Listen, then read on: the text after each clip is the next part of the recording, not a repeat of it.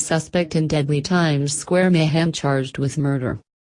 The man accused of steering his car onto one of the busiest sidewalks in Times Square and mowing down pedestrians Thursday has been charged with murder and 20 counts of attempted murder.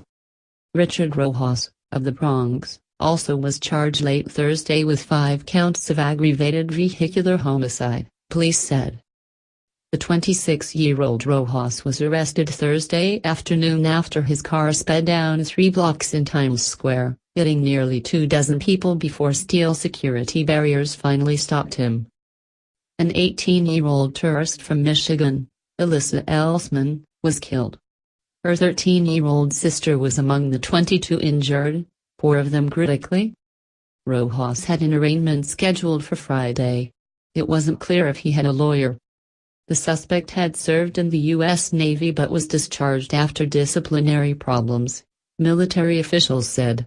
After his arrest, he told police he was hearing voices and expected to die, 2 law enforcement officials said. Several witnesses told Fox News after the driver crashed, he tried to escape, however, he was ultimately pinned to the ground by 5 people who held him at the scene until police arrived.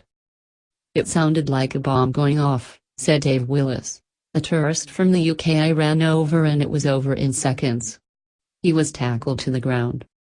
Rojas initially tested negative for alcohol, but more detailed drug tests were pending, according to 2 law enforcement officials who were not authorized to speak publicly and spoke to the Associated Press on the condition of anonymity.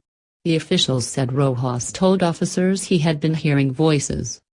The carnage unfolded in a part of the city that has long been considered a possible terrorist target because of its large crowds, a concern that became elevated after the September 11 attacks and compounded by recent attacks in England, France and Germany in which vehicles plowed through crowds of pedestrians. Rojas' motivation was unclear, but Mayor Bill de Blasio said there was no indication that this was an act of terrorism. Police identified the woman killed by the car as Alyssa Elsman, of Portage, Michigan. Elsman graduated last year from Portage Central High School. If you didn't know her, you might think she's reserved or shy, school principal Eric Albertus said. But if you could talk to her for a minute, you would realize she was engaging. She was bright. She was funny. Elsman's 13-year-old sister was also struck by the car, but survived, police said.